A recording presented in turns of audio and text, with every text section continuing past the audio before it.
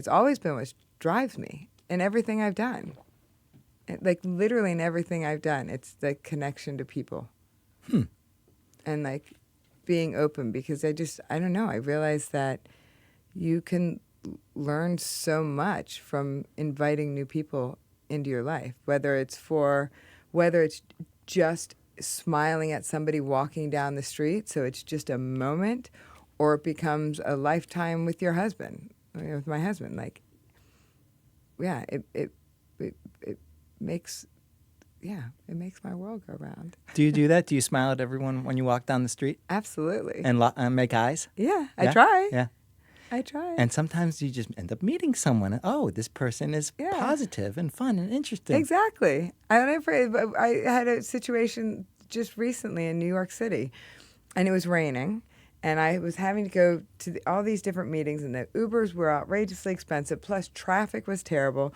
So I would Uber to the meeting, and then I would walk back. So I'd get soaking wet walking back, and then I'd shower very quickly, and then I'd go to my next meeting, and then I'd do the same thing. And I was walking through Central Park, and I got to one point, and there was a huge puddle. Like, there was no way getting around this puddle. So I was like, okay, fine, I'll have to go back out. And it was very close to the beginning just very close to the end where I'd entered. And I was like, I'll just have to walk on the street, you know. And so I'm walking back, and I see this man, and he's walking out. And I said, I hate to tell you, but unless you want to swim, you're going to have to turn around. He's like, what do you mean? I'm like, there's a massive puddle. We can't get around. He goes, let's go check it out together. And I was like, okay. And he went back to the puddle, and he's like, yeah, you're right. We got to go on the street. And so we just started talking. And he was like, you can share my umbrella. And I was like, well, it's only a one-person umbrella. May I take your arm and I can get under the umbrella? He's like, absolutely. Why do you think I asked? And so I ended up walking down the street, arm in arm with this man, for like 5 blocks. And we just were chit-chatting. He was in like M&A and finance, and like we just started chit-chatting. I was like, okay, well, I got to go this way. And he's like, yeah, I go that way. I was like, pleasure walking with you. He's like, okay, goodbye. A little adventure. Yeah. And it was like beautiful. Today's conversation is going to be about adventure. Okay. And about stepping a little bit outside of our norm. Yeah. And exploring what creativity can mean in our business. Okay. And I'm curious first, what is creativity for you? What is creativity for me? Well, I mean, when I think about creativity, I just immediately think of what I see every day in the artists that are a part of my life. It's creativity is creating something from nothing, creating an incredible painting with paint and brushes, which in and of themselves aren't that exciting, right? But then I also think of creativity as a state of mind, a way to live, a way to be, a way to act. Yeah. Do you think you're creative? I think you asked me that before, and I always say I don't think I'm creative in any way the way I originally thought of creativity, because like I can't make anything. I don't make anything. I'm not a maker. But then the more I thought about it, I think I'm creative in the way I see the world, maybe. But didn't you make a foundation? Yeah, but I think of I initially thought of creativity as making something tangible. That's why I said now like a I'm scarf. Yeah, exactly. Or an oil painting, or a sculpture, or a piece of furniture, or an incredible meal. But not a world-renowned art foundation. Not really, no. but I'm changing that. After you said that, I started thinking more about that. But isn't it interesting how we limit ourselves in how we define it? Yeah. No, you got me thinking. You really did. I think you're very creative. I think you're extremely creative. And I'm curious when this world of creativity started for you, if you can remember back, when you got a taste for it. for creativity. Well, if we're defining it in your new way Please. of creating, oh, sorry, honey. Of seeing the world in yeah. your way. Then maybe I've been doing it all my life. I don't know. I think because every job I've ever had, anything I've ever done, I've tried to do. I guess I've always kind of done it differently. How so?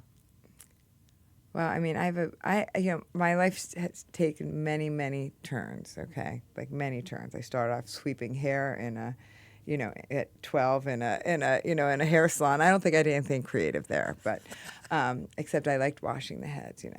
But in my adult life, I started off in the car business when I was 16, and asked to go into sales when I was 18, and they all told me I was crazy. I was a girl and I was a kid and couldn't do that. And I was like, well, at that time you didn't get paid until you sold something, so I figured they had nothing to lose.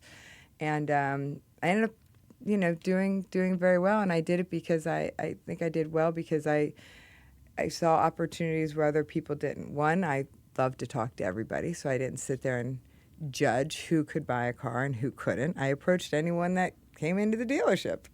But then I went on to start a buying club for people where I would actually go to office buildings and things with cars. So they didn't have to come in because generally people don't like going to the car dealership. So I would go to them, and then they'd invite their friends to come out and check whatever car I brought by. You created the buying club concept for yourself? I just did it for myself. I didn't create any concept. I mean, there are a lot of buying clubs now, but I just did it to do something. No one gave you that order. No, just kind of invented it yourself. Yeah, and then when I transitioned out of that and went into selling telephone systems, I reached out, and I had no background that so I went to my clients who bought cars from me and said I need to transition into something new. And one of my clients was starting a division of a major corporation called Intercom in D.C. And he said, you have literally none of the requirements, which I didn't. I literally had none of the requirements. I had no college degree. I had no telecom experience. I was in car sales. That's not really shown as valuable for anything. I very much disagree, but whatever. And so he said, but he hired me and gave me a chance. And so then I reached out to a gentleman that I had met at the car dealership who had brought his car in for service, and it was kind of this crazy story, which I won't share, but I became friendly with him. And he owned Domino's Pizza stores. So I was like, if I'm selling phones, Domino's Pizza, at that point in time, their lifeline was their phone. So I should be able to sell him some phones, And so I called him up, and he's like, oh, sure, I'd love to talk to you, And this is like the physical phone, the physical hardware phone, yeah. in an office or something. In an office, selling office phones. Back when that was a thing, Right. You had these big corporations, lots of phones, Right. voicemail. Right. So I was supposed to be focusing on those big corporations, and then I go to Domino's, and he's like, oh my gosh, Kathryn, I told you I'd give you a chance, but you better come up with something good because this is a completely different direction. And then Brad said, well, I've got an idea for the phones.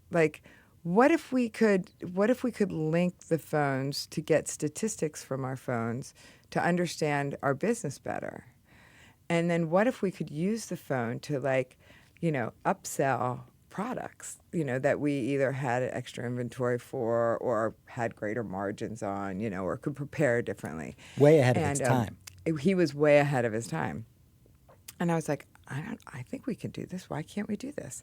So I found a group of engineers in Toronto that had a product, that had a call sequencing product. And I went to them and I was like, we have this idea. Can we build this together on top of the technology we already have?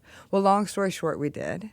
And we negotiated things I had no idea what I was doing. Inventory, maintenance, installation, service, all of these different things. We started to do voice things hi, thanks for calling Domino's Pizza. Da, da, da. and we created a great business from it. We were on the cover of the annual report for the company. But so, yeah, I mean, it's the things like that, like just, seeing opportunities, but being creative in how to meet the same end result, which was, at the end selling phones In or hindsight, selling cars. do you think that conventional world of business stifles thinking outside the box? I think it certainly did then. I think it's always individuals. It's not corporations. It's individuals within a corporation that give their employees or their team the opportunities to be creative. I think as a whole, a lot of corporations don't, at least not back then, because I went on to work for companies like IBM and things like that. I don't think back then, it was really just about, meeting your numbers. And it wasn't, and they pretty much had a plan as to how you were going to do that. This many phone calls, this many meetings. It was a numbers Very game. linear. Yeah, exactly. So I think probably there are many more companies now that are focused on letting people be creative. But I think at the end of the day, it comes down to the team, whoever's on your team, whoever's in management. I think if you've been on the right team or under the right manager, that opportunity to be creative has always been there. At least that's true in my life. Each time I had a boss that gave me just enough rope, to do well or to hang myself. I was about to say, either make something or hang yourself. Exactly. So you're in this sort of basically corporate world. Yeah. How do you then enter into an art world? Because at that time you were not Kathryn, the art aficionado that I know now. Yeah. Well, it started with Dan, with my husband, and the two of us getting together, and we were both traveling extensively for work, so we were really only together on weekends for many years. But at the start, we just were looking for something that we could do together, learn together, and also do while we were apart and share. Because we were in the same industry, so we could talk about work all the time. And we both have traditionally been workaholics our entire lives, right? So, and we knew that wasn't the key to a successful marriage. So we wanted to start off strong. And so we chose art to be our thing, our glue.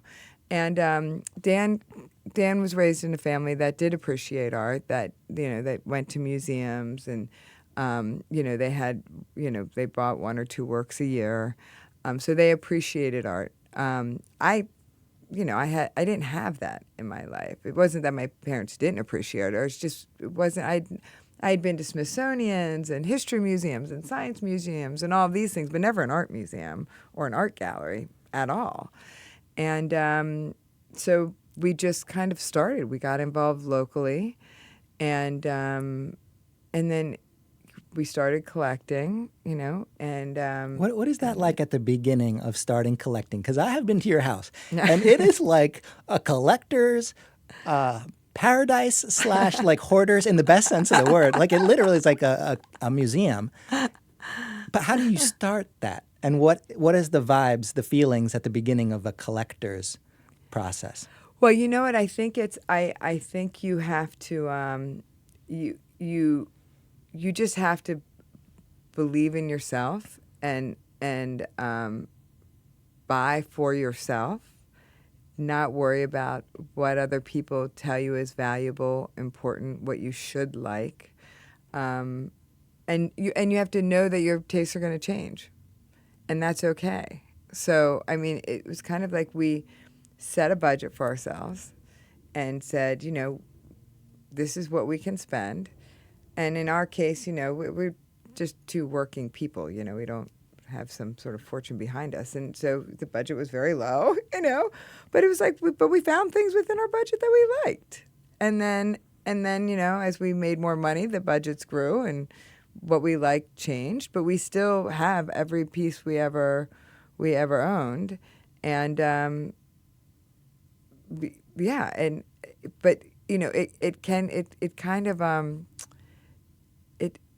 it's kind of in our in our veins now. I mean, it's kind of an addiction that we've had to actually work on to make sure that we could send our kids to college. And I had one friend that was like, "You're going to be the only person I know that has an extremely valuable collection and can't afford to send their kids to college." I was like, I could foresee that, so I need to be careful. You're going to have to offload some pieces. You don't No, do that. but we don't do that. That's a rule. Yeah. Yeah, we've never sold anything. And we hope never to have to. I mean, one day, our kids will get what they want, and then we hope everything else will be donated. I'm listening to that, and I'm thinking, when I see art, it doesn't really make me feel so different viscerally that I feel the need to purchase it. That's okay. Can you walk me through some of what would it make you feel maybe? Like what would an example of this be? Am I just not really paying attention to the nuances of? Oh, I wouldn't say that. I would say also remember that the fact is owning art's a luxury, right? And we all have our things that we invest in, right? You only have so much money. So you have to decide what that is for you. For you it might be taking trips to feed your mind in a different way, right?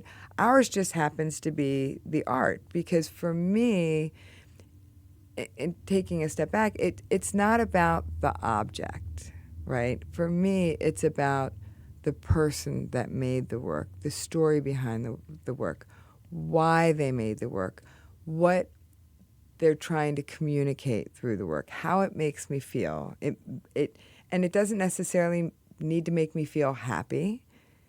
It could disturb me. It could really make me think. It could get under my, just kind of get under my skin and just itch and not go away, or it could be something beautiful. But it's it starts with just a feeling that I don't want to lose, and a story and a person behind, that made it. That impacts you. Yeah, and it just impacts me in a way that I want to have that in my life, which is why it's been so difficult to not buy more, because we've slowed down a lot, because I don't want to put works in storage, because I feel that artists make work to be seen. Like, why have it in a warehouse, So we have artwork in 30 friends' homes. So, we have a lot of extra, so we loan it to our friends. But at some point, it could become a burden to our children, and we want it to remain a happy place for everybody. So we don't want to we have to slow it down. Your collection is so incredible. Where I first met your collection was through Fountainhead, which I love the backstory of the name Fountainhead, this source of something new. Yeah. Is that kind of what you were looking for yourself when you started Fountainhead?